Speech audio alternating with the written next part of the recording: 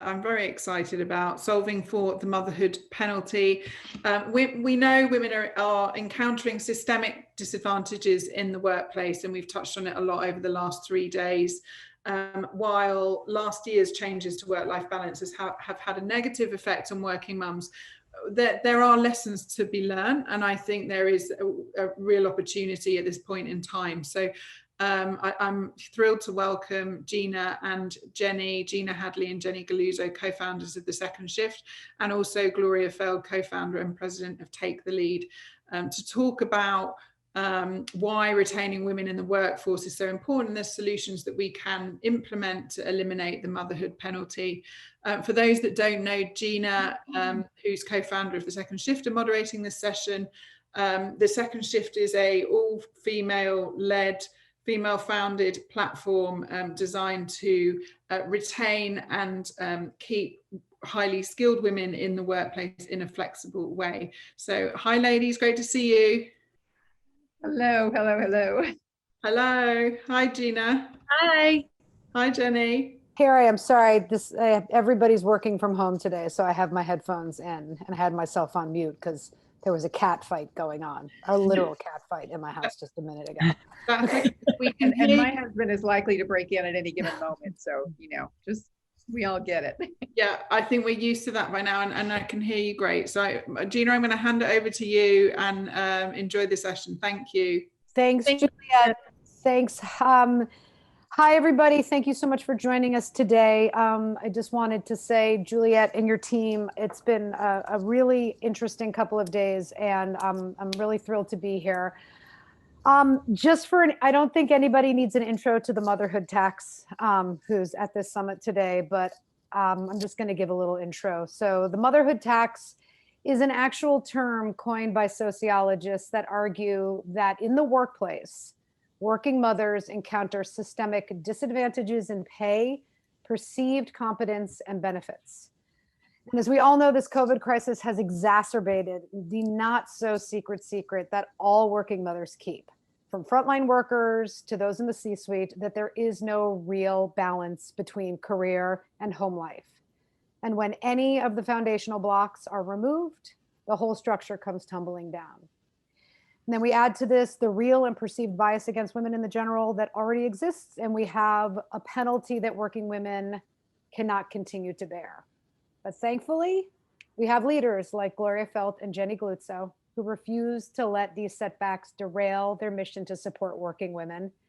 And since the theme of this summit is action speaks louder than words, I'm going to let them give you tips and tell you how they are working to repeal the motherhood tax once and for all. Gloria and Jenny, I'm so thrilled to be here with both of you today. Full disclosure, Jenny Galluzzo is my business partner, my co-founder, and my life partner besides my husband. Gloria, I am so thrilled to meet you today. Both Jenny and I are huge fans of what you're doing. And so to kick it off, I would love you guys to give like the 2-minute quick background why you're an expert on this, working mothers, and what your personal definition of the motherhood tax is. Gloria, I'm going to start with you. Thank you so much, Gina. I guess I have to start by saying, look, I had 3 kids by the time I was 20, and then I sort of woke up and college, and so I've sort of lived it all at some point in my life, all these different permutations of what women are, what we are supposed to be. I tried to be super mom. It didn't work out at all. And so I contend that all women are working women. It doesn't matter what you're doing. We're all working women. And there are different stages of our lives when different calibrations may be right for us. And I think we need to own that. Every day is a possibility for making choices. And so I think we start with that attitude. It's like, there is no one size fits all. There is no one exact way that is perfect for everybody. I had created a hashtag, put women at the center. And what that means is put women at the center of the recovery from the pandemic. And I really feel like that's where I want to start, because so much has been invested in getting women educated, getting women prepared for the workforce, getting women to start moving into leadership positions. And I think neither women nor companies can afford to lose that investment. So I think we're looking at starting in, chaos is opportunity, disruption is opportunity to rethink, rebuild, and that's really where my head is on this whole question. Great. Is it Jenny Galluzzo? Is that how you pronounce it? Yeah, you're pronouncing it correctly. Jenny, can you Gina Hadley. can you introduce yourself to the people at large and tell you what our definition of the motherhood tax is at the second shift?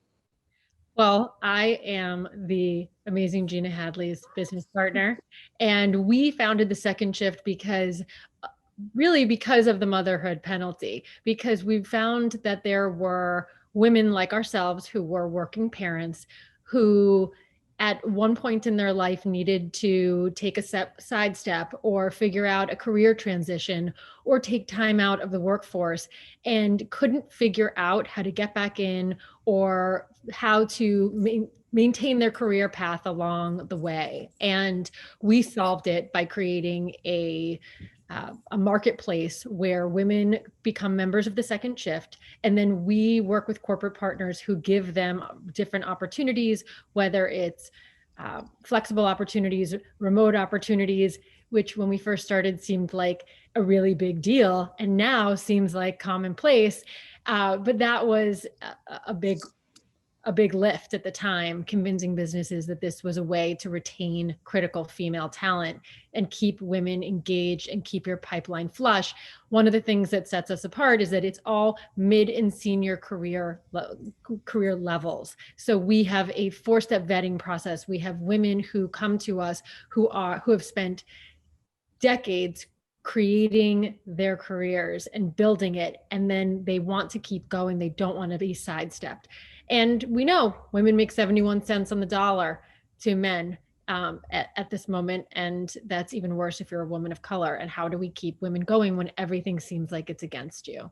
That is the motherhood penalty. And for us, it's what the mission of the second shift is: gender diversity in the workforce, equality, and making sure that women have a seat in leadership positions. I think both of you are pragmatic and problem-solving women. And so we're going to leap right into, we know what it is, we know where we are, how do we move forward? If it's 2 steps back, how do we take 4 steps forward and we leapfrog? As you so aptly put, Gloria, crisis is a real moment. As I keep saying, everything's on fire. So which ones do we stoke and which ones do we put out? And the archetype of the workplace didn't always work for working mothers. So how do we now move away from it, since we've really proven that everyone doesn't need to be in the office all the time? In your company, Take the Lead, you have a goal of gender parity by 2025. Do you still feel confident that we can reach that goal? And what are some of the steps that you're looking at right now to get us there? I actually do think we can reach that goal. And it's because it's in moments like this when there is great disruption that it is actually easier to get new ideas into the system. And there are several things that have happened that are not just related to the female part of the equation, but we have also seen fathers learning a lot more about what it takes to be a parent at home. We've seen fathers learn a lot more about what it takes to be a teacher as well as a professional. We have seen that companies realize that flexibility is not a negative, it's a positive. And so these are ideas that now we can work with. I really believe that we know we've taken some steps back. We know that women have been 4 times as likely as men to either leave voluntarily or to be pushed out of jobs, and that women of color have been the bulk of those women who have lost their jobs during the pandemic. So that means there really is a national crisis, as I think this whole Women in Worth program has been trying to, the message that it's been trying to deliver. We're going to need, at Take the Lead, we're looking at several things. Number one, we have an online course that we've moved into a self-study version, and we are offering scholarships to our 9 Leadership Power Tools course to advance your career for women whose lives and careers have been disrupted by the pandemic. We're going to try to reach as many of those women as we can, in addition to other women who simply want to learn the skills that we teach about how to advance in your career. So I think from from an individual woman perspective, we're going to be doubling down on how can we literally provide those women with what they need to rethink their careers, or if they just need to figure out how to get back in, do they need whatever it is they need, we're going to be helping to teach them that. But at the same time, we need to be working at the policy level. The systems and policies are needed to enable parenting, period, not just moms. This is not just about moms. Paid parental leave, flexibility in work hours and locations for both genders is a start. It's really important. But I think ultimately we have to change our assumptions about caregiving and our assumptions that that caregiving always falls on women. That's not how it should be. I couldn't agree more. I think in the last panel, I know that there was a lot of talk about empathy. So Jenny, in the work that we do at the Second Shift, how do you feel like corporate America needs to react in this moment to support not just working mothers, to Gloria's point, but all working parents, and this tightrope that everybody's walking on? I think it's really interesting because for so many years, you and I have been banging on doors of corporate America and really trying to have them understand that how important all of these things have to work together: parental leave, supportive childcare policies, flexible work opportunities, remote work opportunities, that it really is, and men have to take parental leave as well as women, that it has to become normalized for there to be for the idea that you should be able to work from anywhere, and that women should, not just women, men have to be able to be partners in that conversation. And the more women rise up into leadership, the more there are women who are creating the policies on a corporate level that then trickle down to the next generation. So for us, what we've done is we go into those companies and we say, here's a really great way for you to be able to hire people immediately to fill roles that need to be filled, and to have women into senior leadership positions. So what we're seeing from that conversation is that we've sort of leapfrogged to a place where what seemed impossible a year ago now seems possible. And to Gloria's point, and the optimism that I really feel she brings to that conversation, is that you may need to take a bunch of steps back in the short term to get to, take 8 steps forward. So I think that we're seeing companies in the middle of transition. We're seeing them trying to figure out, how do you make something happen that would have taken studies and management consultants? How do you make these quick decisions really quickly? And so we provide a service where people can act nimbly and quickly. And we hope to be able to be a really good resource, because this is something we've been advocating and seen work for the last 5 years. So if you can do it on scale, you can change the way that the life is for working parents. I think I keep talking about it with our clients as a glitch in the matrix, and we have to exploit that glitch. We are in a moment where things can change, to your point, Gloria, and why not exploit it and make it bigger? Organization that is very near to dear to both Jenny and I is Planned Parenthood, and you are the former head of the Planned Parenthood Federation of America.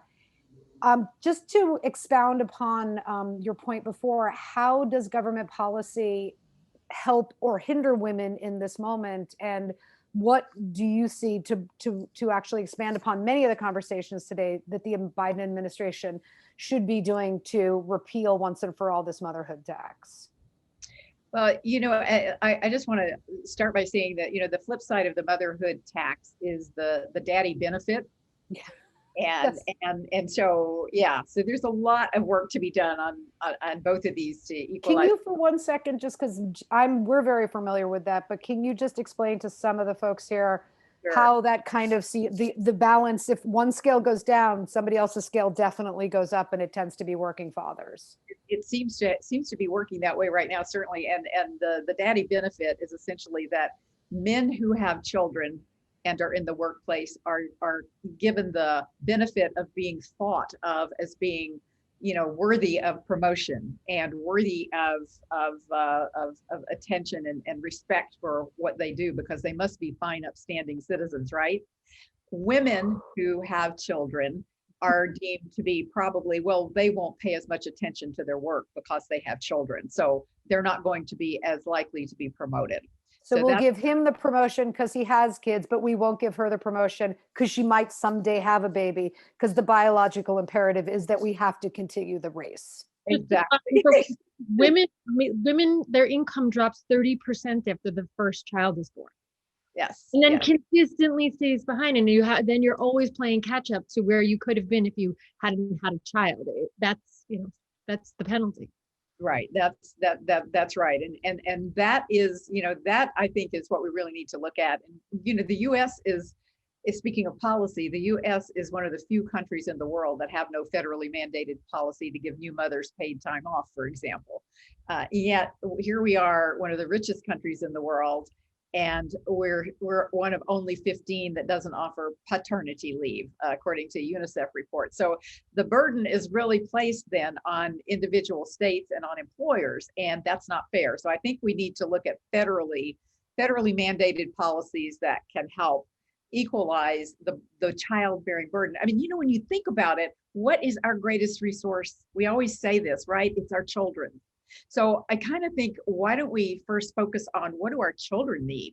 What is it that what does our policy need to be that would actually enable children to grow up in a healthy atmosphere? And what they need is to be able to have parents, plural, who are able to take care of them. So there's an economic issue, there's an access to healthcare issue, excuse me, and in particular, access to reproductive health care so that families can make their own responsible decisions about childbearing and stay healthy as they do that.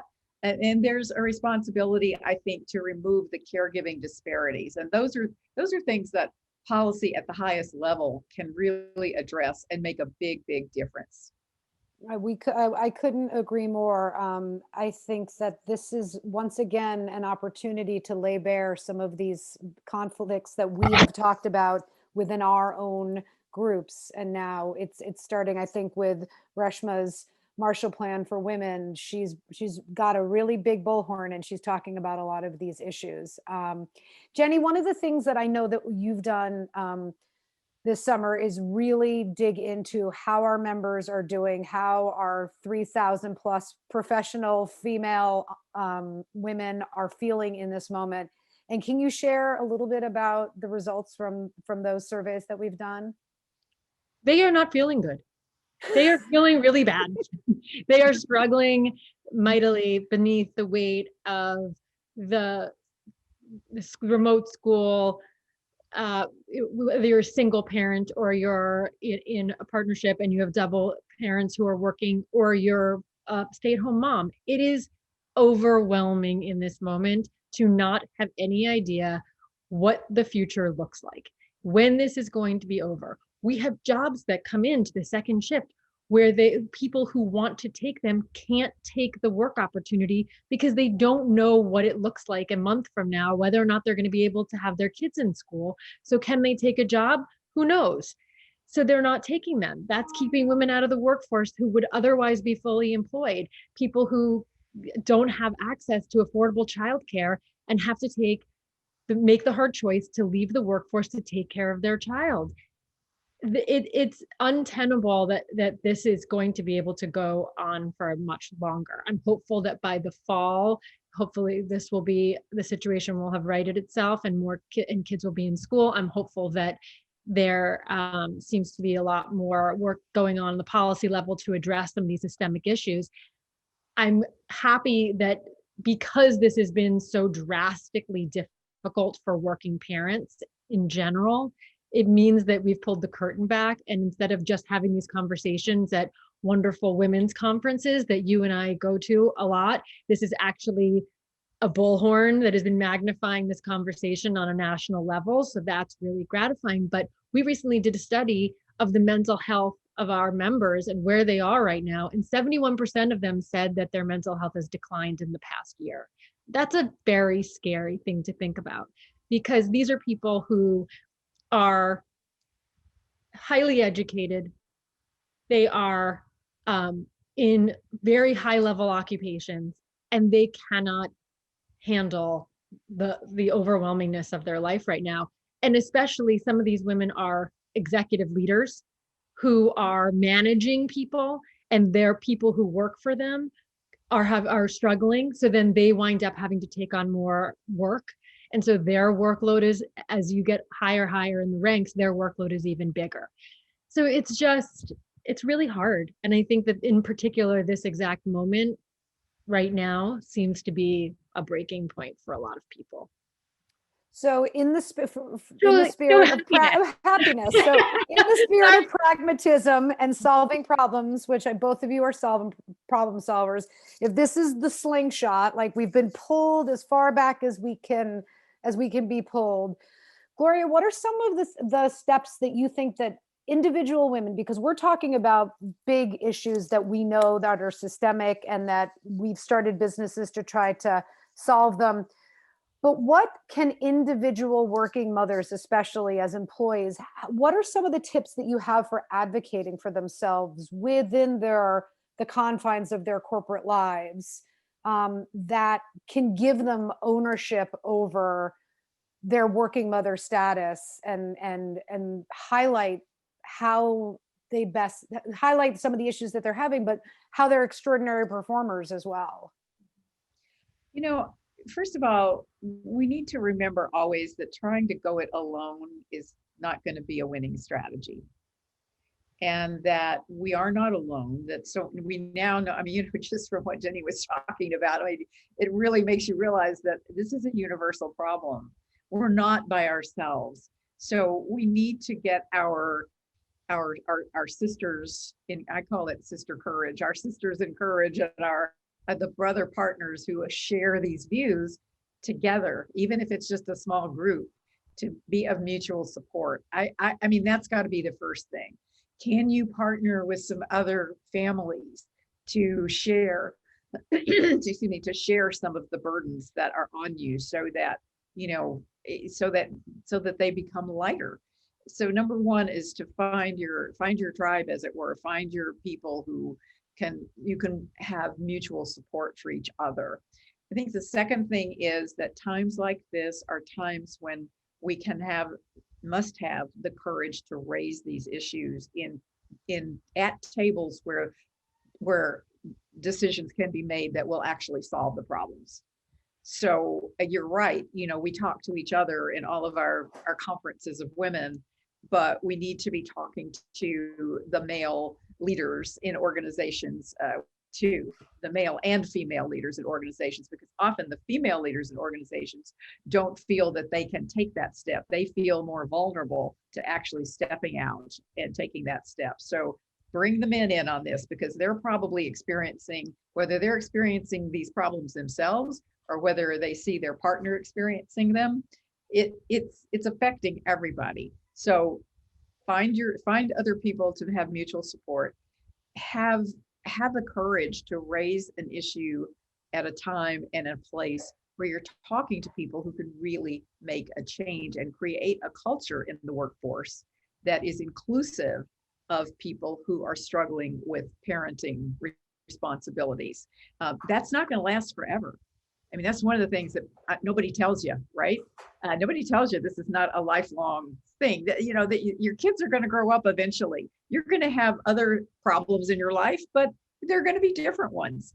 And so why would we not want to create an inclusive culture in the workforce that makes it possible for people at whatever stage of their lives to be successful? So I think, get together with other people and raise the issues where you can actually make a difference, and be persistent.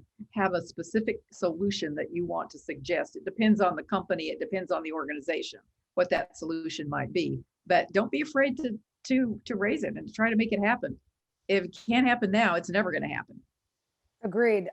Jenny, I feel like Gloria is listening in on our conversations in our offices. Sometimes we often say that the decisions you make in those very, very emotional and exhausted moments of motherhood are ones that will affect your career. And so it's hard to imagine that. I mean, I have teenagers, one that just went off to college this fall. And I can't imagine for the mothers of young children having to figure out, like Jenny, how to log her kids into Zoom every day and to get them to sit in front of their computers.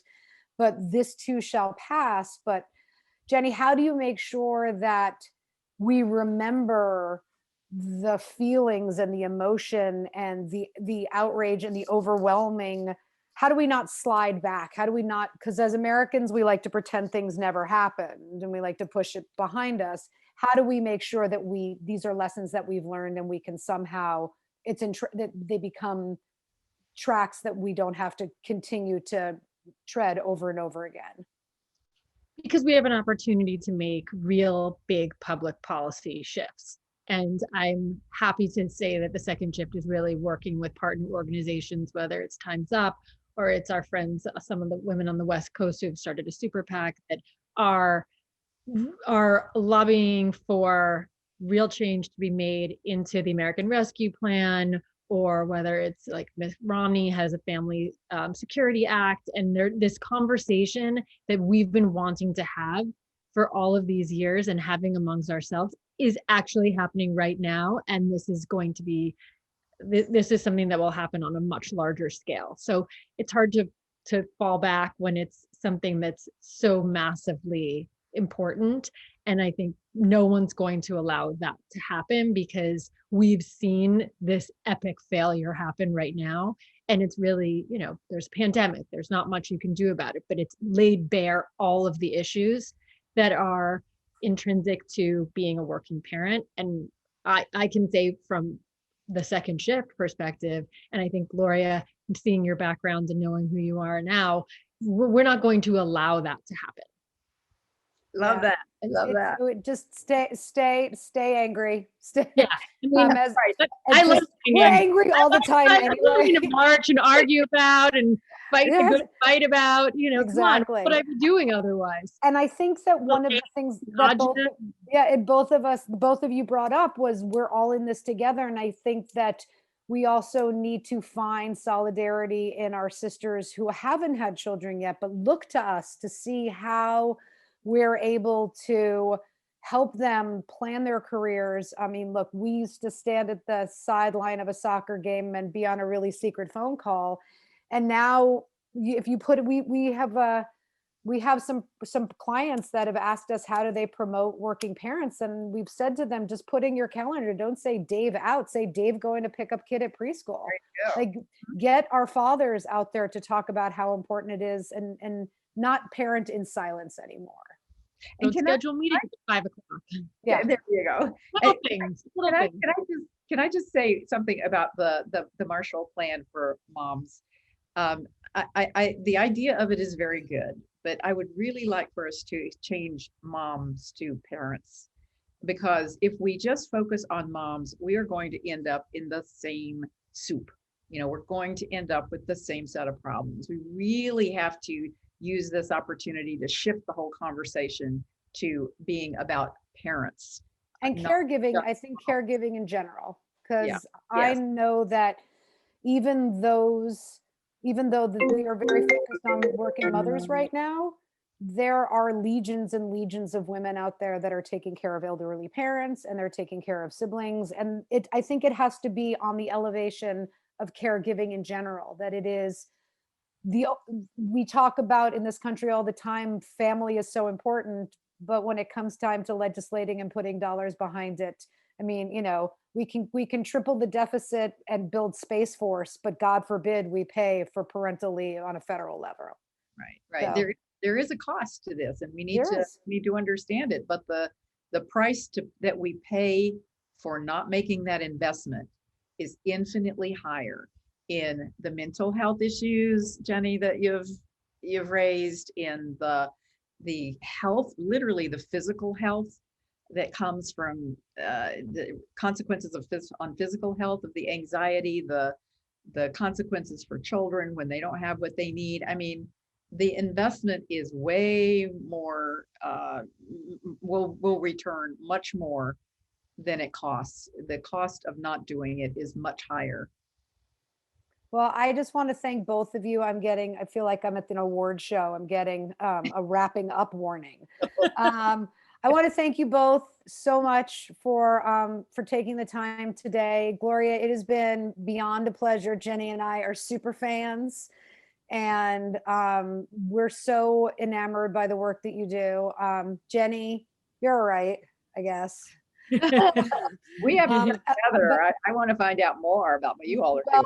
I think that this is a moment where it's rising tides. We're all in this together, and there's no one way to solve these problems, these huge problems that Juliet and her team have undertaken talking about, whether it comes from the leaky pipeline or promoting more investment into minority and female-owned businesses, to the idea of inclusion and spending your money where your heart is. But I really want to thank both of you for taking the time today.